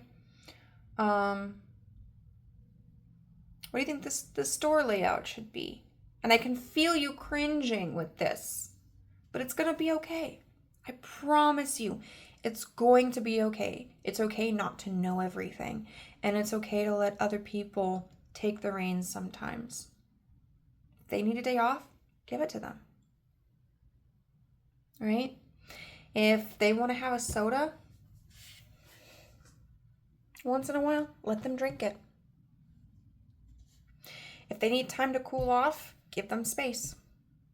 Don't make them confront emotions that they haven't been able to process. Just loosen up the reins a little bit. Loosen up the control. Okay, so let's just get some message cards here.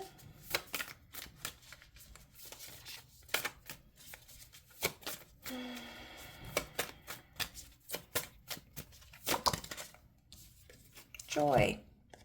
To enjoy something, I simply need to add joy to it. Joy is like butter. I can put it on anything and it'll make it way better. Today, I will add joy to everything.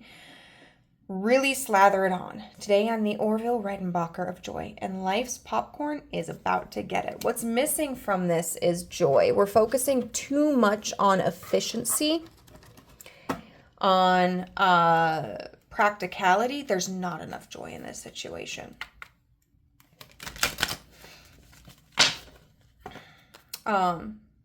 So lighten the mood. Focus on what brings you joy and allow joy to seep into the relationship or the opportunity. Allow yourself to experience joy. You don't always have to be productive, group number 3, if that's one of your biggest issues. And you don't always have to have the answers for everything. Sometimes it's fun not to know shit.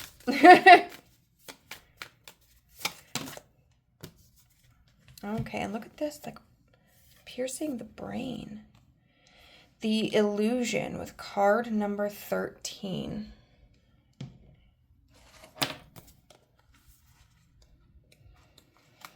Phantom Shark. In this card, we see a harpoon searching the sea for a dangerous shark that appears only in your mind's eye. Phantom Shark has a direct message for you today. Your current fear, worry, or insecurity is all an illusion. You tricked yourself into hunting for a thing that doesn't even exist. By putting so much attention and effort into combating or avoiding what you are afraid of, you are simultaneously engaging and fueling it. Absolutely. If we automatically assume someone's going to betray us because other people have in the past, that's already setting up a negative dynamic there. If we're afraid a business is going to fail, if we're not the ones in control of it, our control can become suffocating and cause the failure of that business. Absolutely. When you feel small, insecure, or controlled by fear, this is not your true self. This is your programmed self ruled by the limbic system, ego, past traumas, and the false marketing that always shames us into not feeling good enough. This illusion will tell you that you are not worthy, make you feel scared, keep you with someone who treats you poorly, and make you feel the need to compete with and be better than others. The challenge lies in how powerfully real this illusion appears. It colors every aspect of your reality like a cloud of thick gray smoke. While you cannot always avoid being caught in the smoke, you can recognize when you are in it. This is the most important part of seeing clearly. You must first understand that you are in an illusion before you can escape it. The more you become cognitively aware of the smoke, the less power it has over you. Right now, Shark's medicine for you is to understand that whatever currently brings you fear is not actually the truth. You are safe and everything is going to work itself out. Do not make the big decisions when the gray smoke is visiting. Soon you will see clearly. It's all an illusion. Okay? People will not just constantly betray you, and not knowing everything does not ensure failure.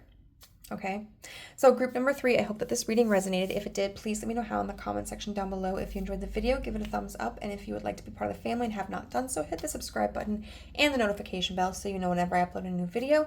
If you're interested in a private reading, you can send me an email. My contact information is in the description box down below, and I'll send you a list of my services.